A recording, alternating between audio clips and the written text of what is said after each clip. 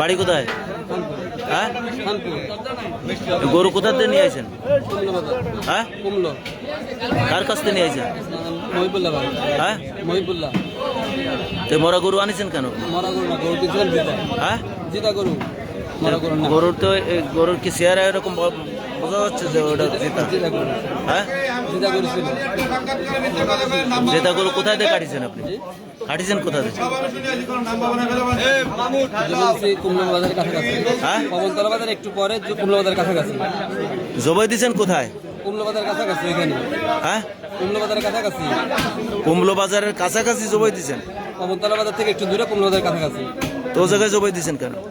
এখানে আপনার গরুটা নিয়ে আসছিলাম, হঠাৎ করে গরুটা ছটফট করছিল, যার জন্য জবাই দিতে বাধ্য হয়েছিল। আপনার বাসায় এই হলো আপনার বাচ্চা যে চটপট করতেছিল, পরে হলো গরু মরে গেছে। স্থানীয় লোক ছিল। হ্যাঁ, ওখানে স্থানীয় লোকজন ছিল। ওই স্থানীয় লোকজন আনছেন, সাক্ষী আনছেন? আমি তো এখান থেকে বেরোতে পারি বা কথা বলার সুযোগ হচ্ছে না। এই গরু এখানে কোথায় নিয়ে আইছিলেন? এখানে আনছিলাম যে মামার কাছে, যে গরু বিক্রি করার নাম কি? হারুন। হ্যাঁ, হারুন গোসাই দোকানদার। এখানে এনে কি করেছেন আপনি? দেখাচ্ছিলাম এখানে, তারপরে আমি খুব ভালো জানি। হ্যাঁ, গরু এখানে এনে বিক্রি করে। কতদিন এই কষার কাজ করেন? কতদিন? আমি গরু ব্যবসা করি, আস্তে গরু ব্যবসা। হ্যাঁ, আমি গরু আস্তে ব্যবসা। তাহলে এই যে অসুস্থ গরু তাহলে আপনি কিনেছেন? হ্যাঁ, জেনে শুনে কিনেছিলেন? জ্বর ছিল, ফুড পয়জনিং ছিল এর জন্য। হ্যাঁ, গরু জ্বর ছিল, ফুড পয়জনিং ছিল। হ্যাঁ, এই অবস্থায় গরুটা কিনা। সে গরুর চামড়া কি করেছেন? চামড়া কি করেছেন? আমরা যেখানে হয়েছিলাম ওইখানে ফেলা দিয়েছি। ওখানে জবাই দিয়ে ওখানে ফেলায় রেখে চলে আসেন। গরুর চামড়ার দাম নেই? আমরা ওইটা হলো কাটে গেছিল। হ্যাঁ, কাটা গেছিল, কাটে কেটে গেছিল। জবাই দিয়েছেন কয়টার দিকে? জবাই দিয়েছি আপনার সকাল 7টার দিকে। ওই যে জায়গায় প্রত্যক্ষদর্শী তারা ছিল, আইছে, তারা ছিল, তাদের ডাকিছেন? কারণ তারা ডাকিছিলাম, ফোন দিয়েছিলাম, তার বাবারে পাঠাচ্ছে যে বলিব। ভাই, ও কি আপনার এই জায়গায় নিয়ে আসছিল নাকি গরু? আপনার এখানে কি এই গরুর গোশ নিয়ে আসছে নাকি? সবাই তো আপনারা জানেন যে গরু জবাই দিতে গেলে এখানে কারো না কারো সামনে জবাই দেওয়া লাগে। হ্যাঁ,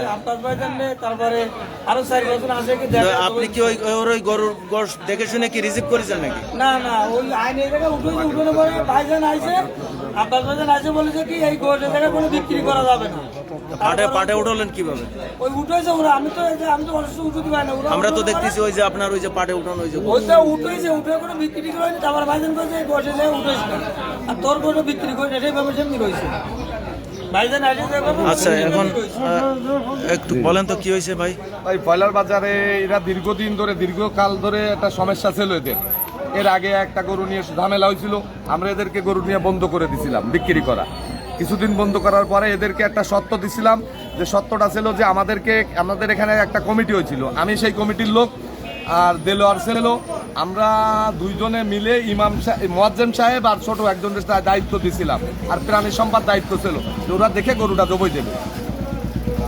এরপরে এরা এইভাবে করতেছে, কিন্তু আজকে আমার কাছে হঠাৎ করে পবনতলা থেকে একটা সংবাদ আসছে যে একটা মরা গরু, অসুস্থ গরু, যেটা শুনবো, যেটা বলবো সেটা সত্য কথা, যে অসুস্থ গরু জবাই দিয়ে নিয়ে যাচ্ছে পয়লা বাজারে বিক্রি করছে। আমি তখনই এখানে আশপাশে ছিলাম, আমি যখন এরা পাটে উঠেছে এই গোষ্ঠটা আমি তখন দেখে এর খাওয়ার অনুপযুক্ত মনে করেছি, এবং আপনিও দেখবেন যে অনুপযুক্ত খাওয়ার, পচে গেছে, গ্যাস বাড়ছে, কাজে এটা বিক্রি করতে দেওয়া যাবে না কোনোভাবে। সেইভাবে আমি আটকাইছি, এসিল্যান্ডে জানাইছি, পিওনো সাহেব মহোদয়রে জানাইছি, ওনারা আসতেছে, ওনারা যে শাস্তি বা বিধান আছে ওটা করবে, আমি এটাই আশা করি।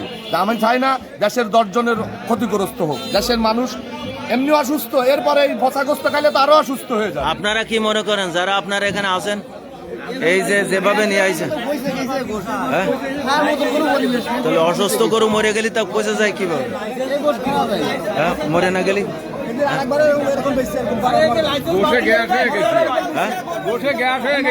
আচ্ছা, গোষ্ঠী সেভ করেছেন? হ্যাঁ, আপনি গেলেও বুঝতে পারবেন গন্ধ হয়ে গেছে। তাহলে জেতা থাকে কি করে করুন? জেতা থাকে কি করে করুন? না না, এটা বলছে ওরা, আমি তো আর ওটা দেখি না। ও আচ্ছা, ঠিক আছে। আমি তো আর ওটা দেখি না।